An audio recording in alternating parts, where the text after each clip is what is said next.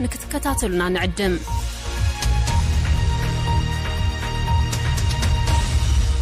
كون سجنتا BBC أفان أوروموتي نولين ترا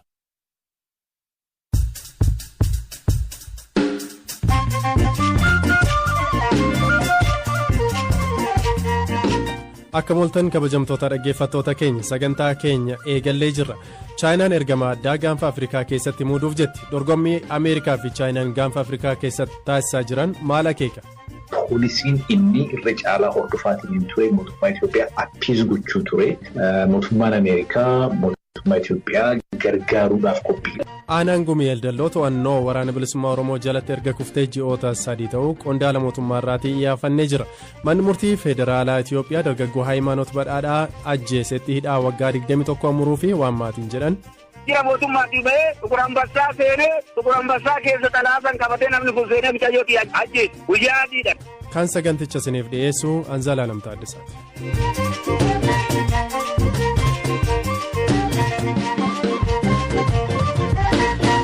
Kan jalqabaatiin manni murtii olaanaa federaalaa Itoophiyaa shamarree Hayimaanoot Badhaadhaa ajjeesuun dargaggoo himatame Dagginnat Warquu hidhaa cimaa waggaa 21 adabe. Waggaa tokkoo fi ji'oota 7 oliif adeemsa himataarra kan ture dhimma ajjechaa shamarree kanarratti manni murtii olaanaa federaalaa dhaddachi lidataa murtee kana har'a dabarseera. Abbaan Hayimaanoot obbo Badhaadhaa Faayisaa namoonni biroo ajjechaa kana keessaa qooda qabaachuun shakkaman seeratti dhiyaatanii otoo hin gaafatamin hafan jedhanii komisaanii BBC'tti himan.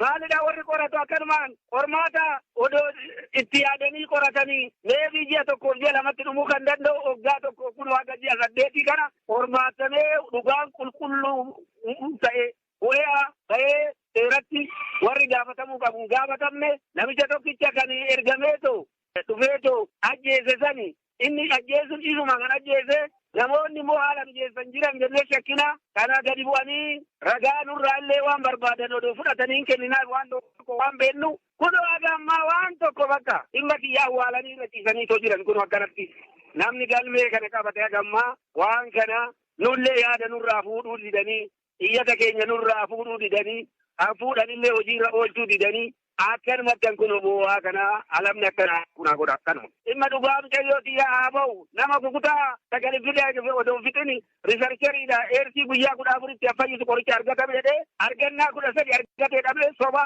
alaa jira mootummaatii bahee Tukurambassaa seenee Tukurambassaa keessa xalaasan qabatee namni kun seenee mucayyootii ajjeese guyyaa adiidhan warri reeshin iyyitullee warri dhaga'ee achi keessa istaafiin jiran batalee warri bulchiinsa seenaa saayinsii sun odoo jiran odoo dhagaan haala kanaan akka duutuna jalaa godhame namoonni sun amma agammaa haakomarra jiranii namni isaan gaafate hin jiru warri du'a ishii argee morma muramuu ishii argee irratti cufee deeme hundi hin gaafatamne seeran arguun nama do'e nama qalame iyyanii iyyisiisanii qaama dhimmi ilaalutti ibsuu yoo qaban tolsanii sa'a 36 reeffachi ture kuni wanna hospitaalli Paawuloos barreessan isinitti hima ragaa waan qabuun isinitti hima amma wanni isinitti himu kun hunduu wanna ragaa qabu wanna sobatti hin daballe.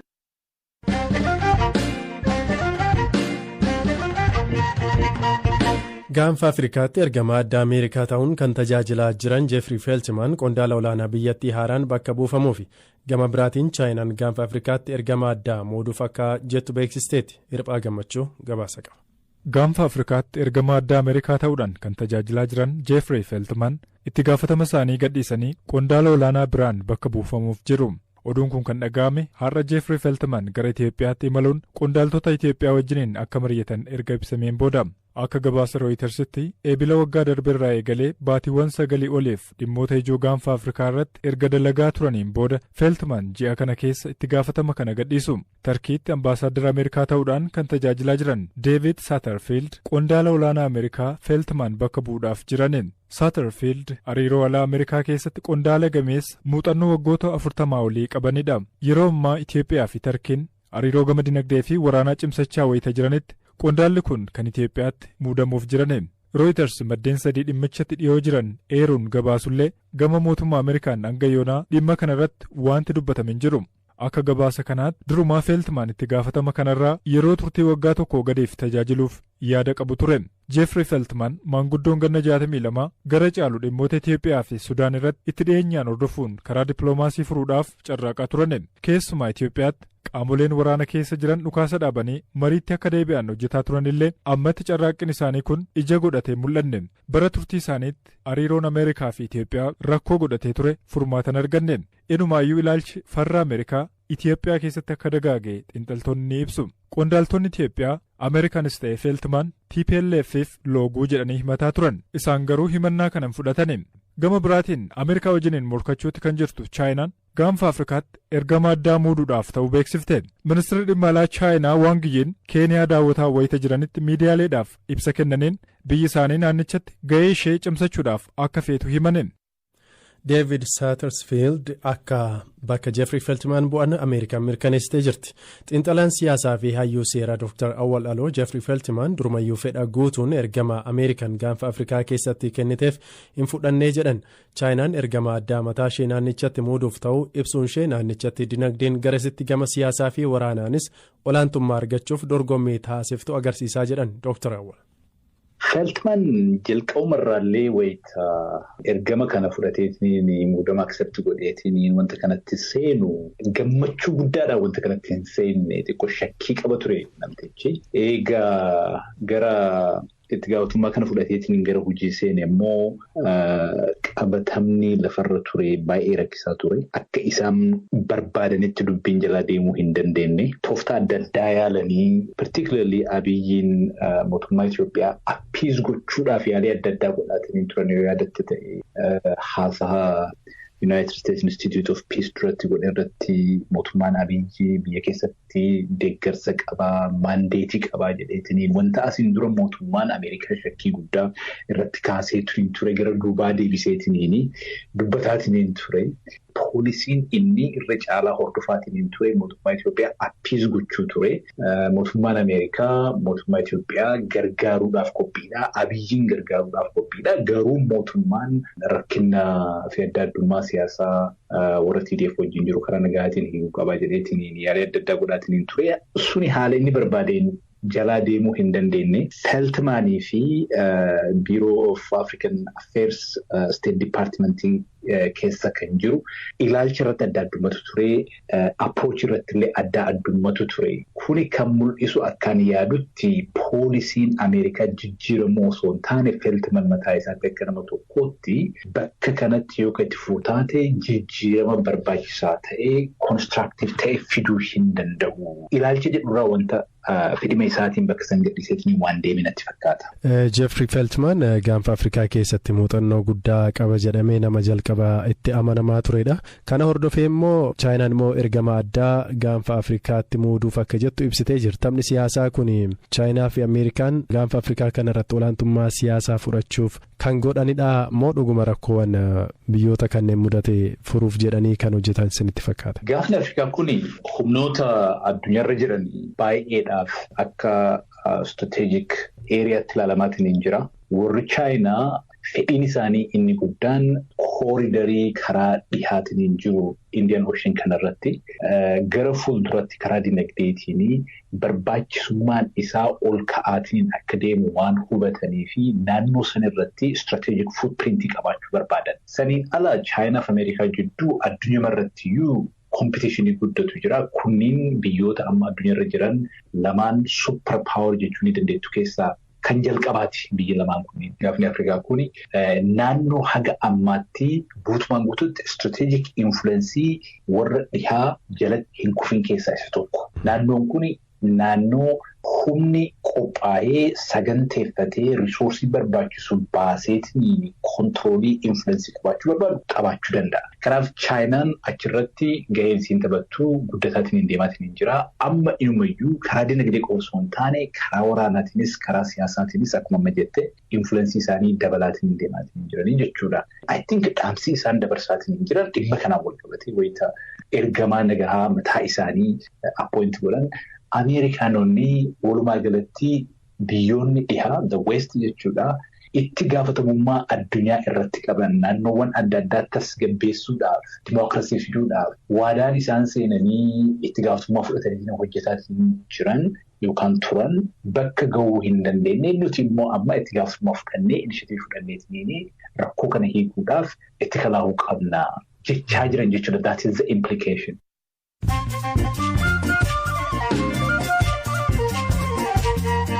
Gidduutti immoo oduu gabaabseen isinitti hima. Itiyoophiyaan gabaasaa Human Rights Watch mootummaan Itiyoophiyaa dhalattoota Tigraay Saawud Arabiyaatti deebi'an hidhaa fi biyyaa baasaa jedhu fudhataman qabu jette. Dubbii himaa ministeera dhimma alaa Itiyoophiyaa Ambaasaadar Diinaa Muftii gabaasichi dhugaarraa kan fagaatedha jedhanii mootummaa irratti dhiibbaa gochuuf kan hojjetamedhaas jedhan.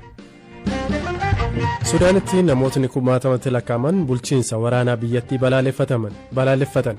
Mormiin kun ministeerri muummee Abdalla Hamdok dilbata darbe aangoo gadhiisuu hordofuun kan dhaga'ame. Magaala guddoo biyyattii Kaartuum masaraa pirezidaantii cinatti qaamoleen nageenyaa gaazii nama boochisu dhukaasaa turan. Imaltoota xiyyaaraan Itaaliirraa magaalaa kaaba Indiyaa Amiitsaar jedhamtu qaqqaban keessaa 125 koronaa vaayirasiin qabaman. Imaltootni 179 xiyyaarichaan kan imalaa turan yoo ta'u namootni vaayirasichaan qabaman addatti fo'amuu isaanii qondaaltonni fayyaa biyyattii himaniiru. Ameerikaa magaalaa Filaadelfiyaatti balaa abiddaa gamoo iddoo jireenyaatti ka'e namootni 12 du'anii hedduun ammoo madaa'aniiru. Namoota du'an keessaa 8 daa'imman ta'uu dhaabbata ittisa balaa abiddaa Filaadelfiyaa himee jira.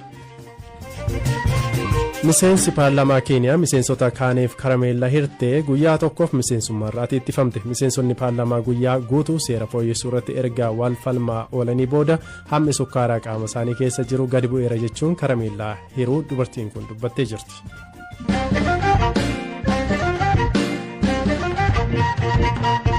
Kan xumuraatiin godina Gujii aanaan Gumii Eldallootti erga caasaan mootummaa gadhiisee hidhattoota harkatti kuftee baatii 3 ta'ee jedhan. Godina Gujiitti aanaan Gumii Eldalloo aanaa gammoojjii kan daangaa naannoo Somaaleetti argamtudha. Jiraattotni aanichaa erga aanicha harka hidhattootaatti kufteen booda baqatanii ba'an rakkoo nageenyaa fi hongeen rakkachaa akka jiran BBC'tti himaniiru.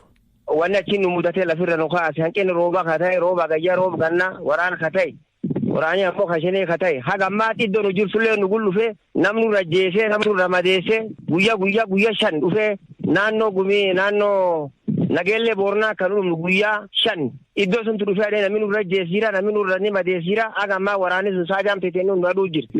Ganda bulbulu irra buqqaanee aanaa Gumii Eldalloo irra buqqaane. Rakkoon nuti dabarree duri waraanni shalee kun lafa qabatee.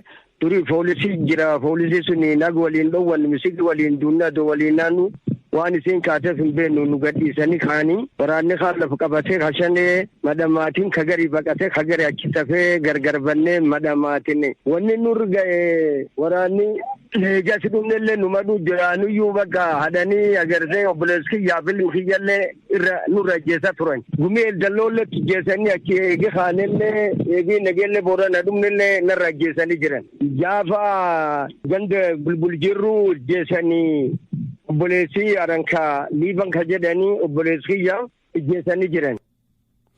Itti gaafatamaan waajjira dhimmoota kominikeeshinii aanaa Gumii Eldalloo obbo Saaraa Jibichaa BBC'tti akka himanitti sababa waraanni bilisummaa Oromoo isaan abaa'oo shaneettiin jedhan aanicha to'ataniif caasaan mootummaa erga aanicha guutummaatti gadhiisee bahee baatiiwwan 3 lakkaa'amuu dubbatan. Ammaanichi erga tajaajila uummata kennuu dhaabeettiin buqqa'ee mumaanaani jisa daffasa lakkoofsa jira jisa diga'eera. Ammaanaan tajaajila uummata kennuu malee san iddoo gubbaa jaasittiin kennaa hin jiru. Guutuu ka'eera. Aanaan Gumii Eldalloo amma hidhattootatti to'atee jira jechuun. Sochiiwwan hundayyuu diinaan ka to'atame waan ta'eef xiyyeeffannaa adda barbaaduu fi ammatti harka diinaa aanaa ka'ee jiru jechuudha. Tajaajilli mootummaa homtuu aanaa san keessa hin jiru amma? Ammatti hin jiru manneen barnootaa barattoonni manneen barnootaa duraan achi baratuudhaan achi buqqameettiin akka naannoo magaalaa Nageellee Boorana buqqaaniif baratan taasifamaa jiru. Dhaabbileen fayyaa kan duraan turan tajaajila dhaabbileen fayyaa kan duraan achi kennama ture hundi buqqaa'eettiin gama seeraan ka'eettiin armatti uummatee garra buqqaa'eettiin uummatii addaan qoodamee uummatii galmi tokkin warri horiin jiraatu warri saan jiraatu achi yoo asattafu uummanni magaalaa keessa ture. Akkuma waraana mootummaa afaan buqqaa'eettiin naannoo magaalaa Nageellee Booranaatti argamaa jechuudha. Uummatni naannoo buqqaa'eettiin jira amma uummatni kun walumaa galatti abbaa warraa gara 3,000 fa'iitti naannoo kan qubatee asii nama gara abbaa warraa 3,079 kan ga'u naannoo kan buqqaa'eetti naannoo kan jira. Kabajamtoota dhaggeeffattoota keenya sagantaa galgala kanaaf qopheessine asumarratti xumurree jira. Kan isiniif dhiyeessan Zalaalam Taaddisaan ture. Hordoftoota amantaa kiristaanaa mara kan boru ayyaana qillee kabajaniin bagattiin isin ga'isaniin jenna. Hirphaa gammachuutu qopheesse. Boru walitti deebinaa halkan gaarii.